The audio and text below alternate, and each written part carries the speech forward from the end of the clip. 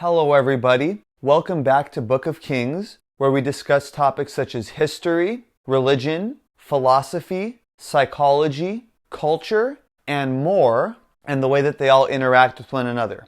Don't forget to like, leave a comment, subscribe, and hit the bell icon to receive a notification every time I release a new video. Hope you enjoy. When talking about modern intractable conflicts, there is one conflict which comes to mind more than any other as being unparalleled with regard to its length as well as its level of controversy and divisiveness, and that is the Israel Palestine conflict. Following the collapse of the Ottoman Empire at the end of World War I, the Zionist movement would pursue aspirations of creating a Jewish state in the former Ottoman region of Palestine. This would become a reality in 1948 following the UN partition of the region and upon the Israeli conquest of the territories which would make up the State of Israel, with Israel's defeat of a coalition of Arab states.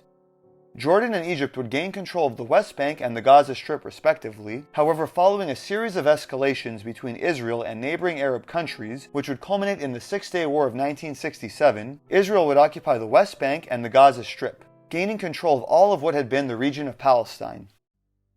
Following the Six-Day War of 1967, the various Fedayeen Palestinian militant groups would be united under the banner of the Palestine Liberation Organization. Many would relocate to Jordan, where they would stage attacks against Israel and the now Israeli-occupied West Bank. The organization's strength would grow, and by the early 1970s, leftist groups within the PLO would call for the overthrow of the Jordanian Hashemite monarchy, resulting in violent clashes in June 1970. While King Hussein of Jordan had initially refrained from expelling the PLO from the country, following the Dawson's Field hijackings on September 6, 1970, where the Popular Front for the Liberation of Palestine, or PFLP, one of the many groups within the PLO, would hijack 3 civilian passenger planes, force them to land in the Jordanian city of Zarqa, take foreign nationals hostage, and blow up the planes in front of the international press, King Hussein would attack Fedayeen forces beginning September 17, 1970, in what became known as Black September, driving them out of the country by July 23, 1971, while allowing them to relocate to Lebanon.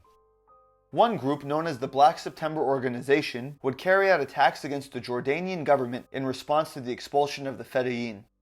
In the late 60s and early 70s, the PLO would launch attacks against Israeli and Jewish targets around the world, with one notable attack being the massacre of Israeli athletes at the 1972 Summer Olympics in Munich, West Germany by the Black September Organization, which resulted in the deaths of 11 Israeli athletes. The Israeli government would respond by carrying out an assassination campaign against the organizers of the massacre, as well as a bombing campaign against PLO bases in Syria and Lebanon. After 1968, PLO militants would set up operations in southern Lebanon where they would carry out attacks against civilian targets in northern Israel, as well as the previously mentioned worldwide attacks, something which would increase following the expulsion of the PLO from Jordan on Black September and relocation to southern Lebanon. Israel would respond with retaliatory airstrikes in southern Lebanon, which from 1968 to 1977 would result in 300,000 refugees, primarily composed of Lebanese Shia Muslims, fleeing southern Lebanon. The conflict in Lebanon between Israel and the PLO would increase tensions between the pro-Palestinian Muslim population and the pro-Israel Maronite Christian and Druze populations of Lebanon, which would act as an additional contributing factor to the Lebanese Civil War, which would take place from 1975 to 1990. On March 11, 1978, Fatah militants of the PLO, based out of Lebanon, would hijack a bus on Israel's coastal highway, killing 38 Israeli civilians, including 13 children, and wounding 76 more, with the initial plan being to seize a luxury hotel and take hostages, which could be exchanged for Palestinian prisoners held by Israel.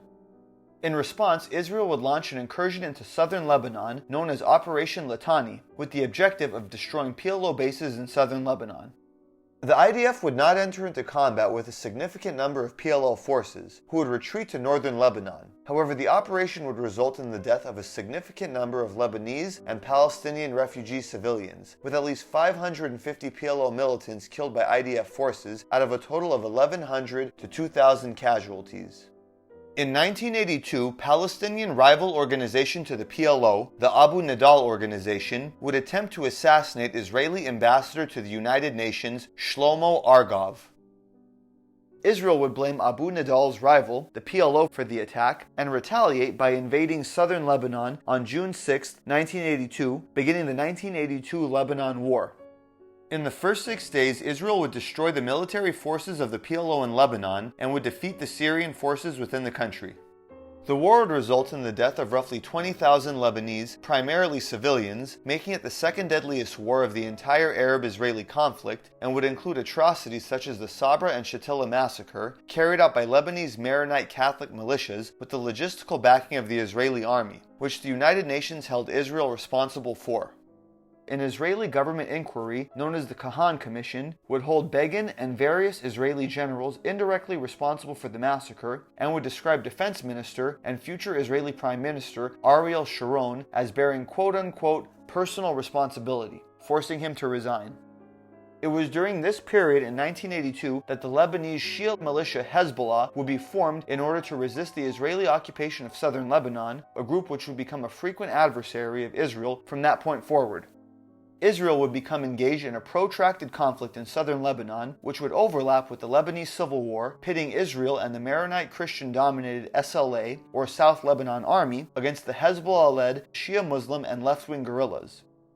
Beginning in 1982, Israel would occupy parts of southern Lebanon, an occupation which would last for the next 18 years.